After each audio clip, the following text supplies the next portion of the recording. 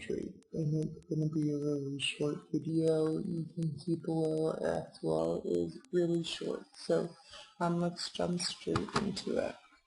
Okay, so if you look at our map, you can see the triangle that is made by this trade network. So the triangular trade is just the name given to the trade routes that were created between Europe and Africa, Africa and the New World, and then the New World and Europe, because it means the triangle, the way that they would travel.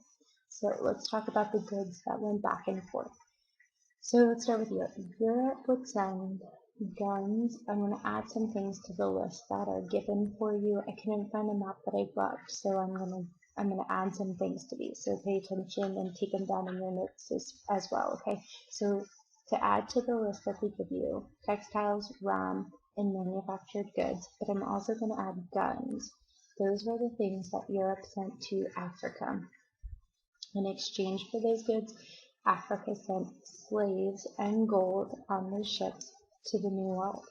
So slaves and gold will cross from Africa to the New World.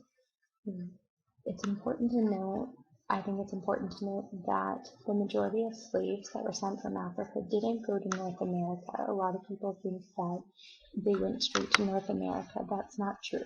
Those ships stopped first in South America and the Caribbean, where there were a lot of sugar plantations, and that was really intensive, hard labor, and they went through slaves quicker. The slaves weren't able to reproduce due to malnutrition and poor working conditions, and they also just died quicker because they were awful conditions to work in. So the Caribbean and South America, where there are those sugar plantations, they got workers a lot faster. They needed the labor more repetitively than North America did. So the majority of those slaves end up in the Caribbean or South America.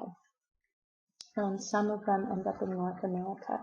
So then the ships make stops in North America, and North America sends raw goods, sugar, tobacco, cotton, molasses, things like that, furs. They send raw goods back to Europe that are going to be made into manufactured goods. So that's the way that trade worked. We're going to talk about it a little bit more in class too. But Europe is sending manufactured goods and rum and guns to Africa. Africa sends gold and slaves to North America, and North America is sending raw materials to Europe. There's one other important thing that I think we should talk about with the triangular trade, and that was the terrible conditions for slaves on their voyage from Africa to North America. That was called the Middle Passage. It's in the middle of the ocean, essentially, is why it's called the Middle Passage. And you can see a picture below. That is an actual diagram of how slaves would be packed into these ships when they were being sent from Africa to North America. They were lying down essentially the whole trip. They were packed side by side, as tight as they could be, head to foot, as tight as they could be. Every inch of the ship was taken up with them. And when I say ship, I don't mean the top of the ship where they can get air. The bottom of the ship, there's no air, there's no sunlight. They are crammed in there. They have nowhere to go to the bathroom. They're chained together. They're chained down. They can't get up. It was terrible. Tons of slaves died. So many slaves died in the Middle Passage before they even made it to America because of sickness and other factors. But the Middle Passage was an awful, awful thing. So this triangle is often referred to as the terrible triangle as well. But I just thought you should be made aware of the terrible conditions for slaves, not only once they got to the New World, but on their way there.